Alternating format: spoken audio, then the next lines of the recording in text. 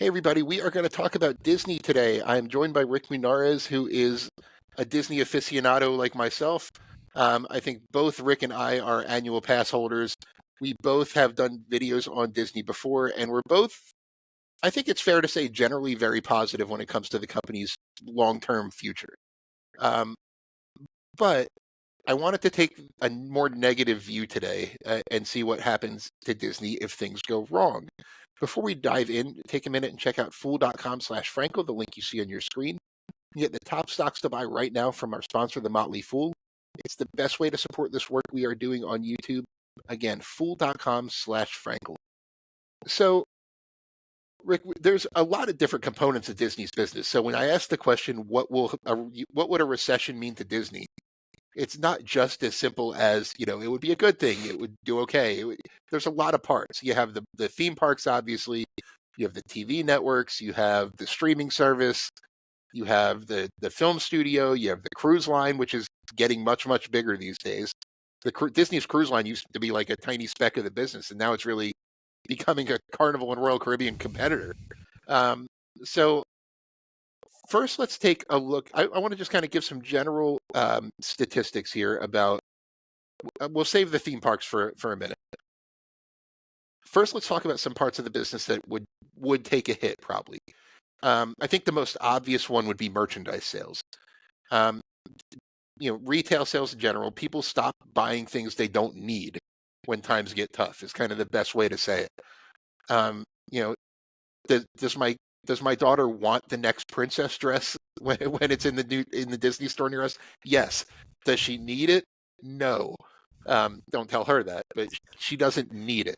And that's in my mind, that's the most obvious part of the business that would take a hit during recessions. The rest of Disney's business, you might be surprised. First, let's talk a little bit about, let's go with the film studio first. That's a fun part because I looked up some statistics that I was really surprised to see. The Great Recession was the worst recession in my lifetime anyway, in 2008, 2009. In 2009, U.S. box office revenue, that's when the market bottomed. That's when the S&P 500 hit bottom. Box office revenue was up by 8% year over year for 2009. It was the highest revenue ever. I think there were some really big releases that year. Don't quote me, but I want to say that's when the original Avatar came out. There were some big movies that year, but still, people were going to the movies and paying money. So, I know Disney's got a lot of highly anticipated film titles coming up. Would people still go see them, do you think, if there was a recession? I think they would, Matt. And to me, again, it's obviously different. So yeah, and the 2009 was the first year ever that box office in this country topped 10 billion. So it was like a big milestone. But yeah, it grew. It was flat in 2008, and it grew in 2009. And to me, that almost seems like the steadiest of business, at least back then, because back then you didn't really have a choice to stream first-run movies at home affordably. And I think that back then you needed that comfort food. You needed that, hey, wow, I had to cancel my vacation. I don't have money for this. I can't take you out to a nice restaurant. Let's go to a movie. And to me, that always seemed like one of the steadiest things. And obviously, the media networks, the legacy networks, was also pretty steady. But yeah, as far as movies go, Disney has had a rough. Last year was terrible overall for Disney at the box office. This summer, they've had two of the biggest hits since Barbie, not put out by Disney, but two of their own hits. Biggest movies since Barbie last summer came out from Disney this summer. So they're doing well on that front. But yeah, it's the kind of thing where you think people still go to the movie theaters the next time there's a recession, or are they just going to stay home and stream other stuff? So it's less interest, less of this kind of like everyone saw, like when Avengers Endgame came out, you had to be at the theater opening weekend. Is that going to still exist in the future of streaming? So I don't know if it's going to be that as recession-proof as it was in 2008 and 2009. But to me, it's an important part of the business that I think is very steady, and I think people still want to see movies more than ever, even during an economic downturn. And just like a Starbucks, a can of Coke, if it's something that's affordable and reasonable, even in hard times, you will go do that because it's what you need. It's a creature comfort that connects you to what used to have in the past. So I think it'll do well. The movie theater business should do relatively well for them. The movies studio. Yeah, and you make a great general point there. The entertainment business is in general is a lot more resilient than you might think it would it would be in a recession. People need to be entertained. They need things to take their mind off of what's going on in the world. Yeah. And that's not going to change. I want to briefly mention the cruise line. Cruise lines right now, cruise demand is kind of baffling a lot of people, I guess, if you will. People thought that you demand was obviously high in the post-COVID. People were getting out, a lot of pent-up demand. We saw that at Disney World. People were willing to pay pretty much whatever. At the time, Bob Chapek wanted to charge them for experiences. The cruise lines, that really hasn't faded in the same way.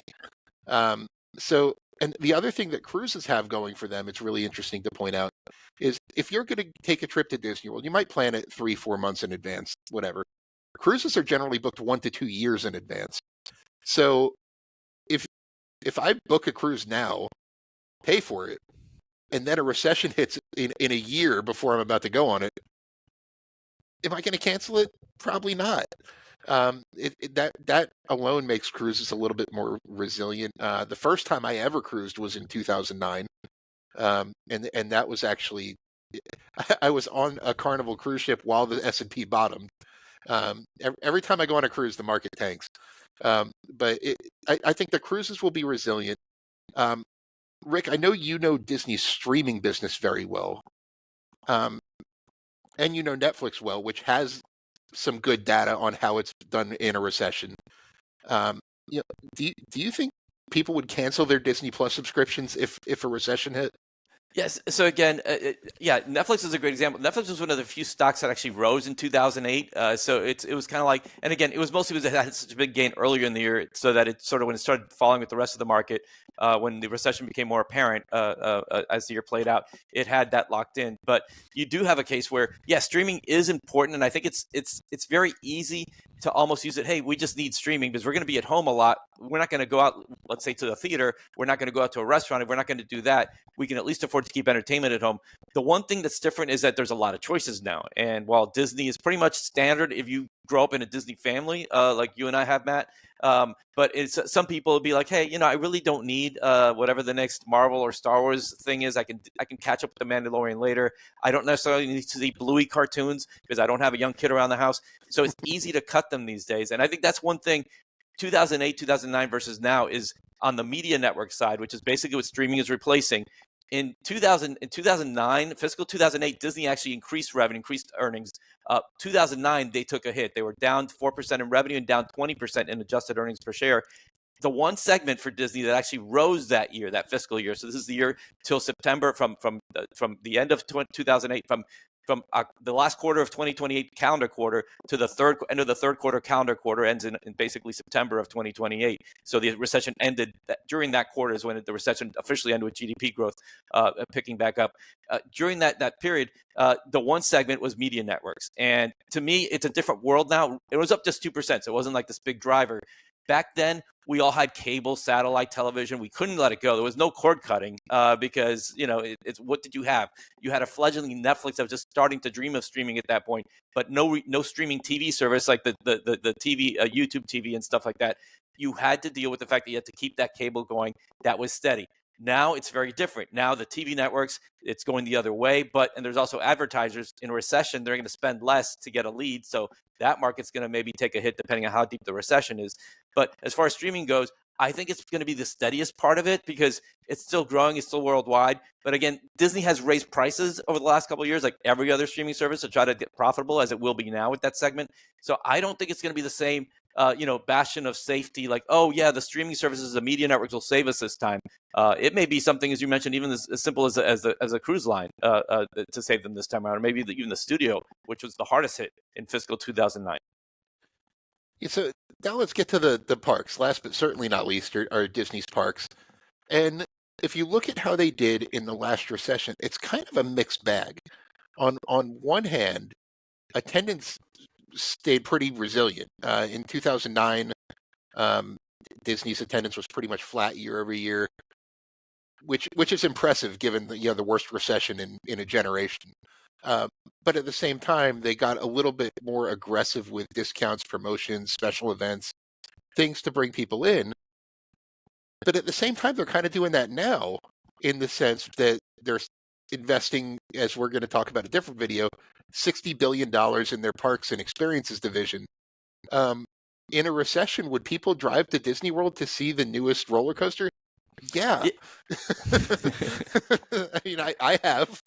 I mean, what do you think about the part? Do you think that and it's a 10-year spending plan, by the way. Yeah. That 10-year spending plan could be a Disney's recession-proof proofing. What do you think about that?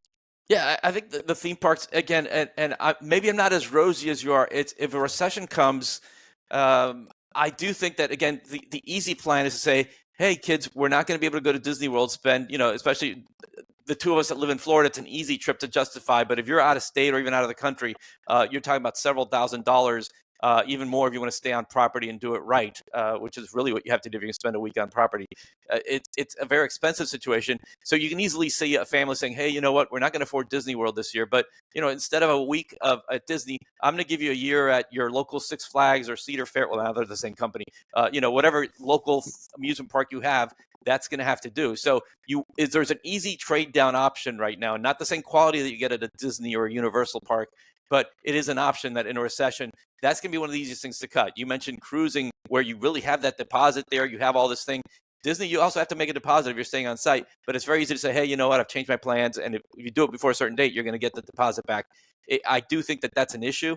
But again, at the end of the day, if you have just enough money to do it, you're going to want to do it because escapism in a recession is golden. And that's why the movie theaters were packed in 2009. That's why the theme parks did well in 2009.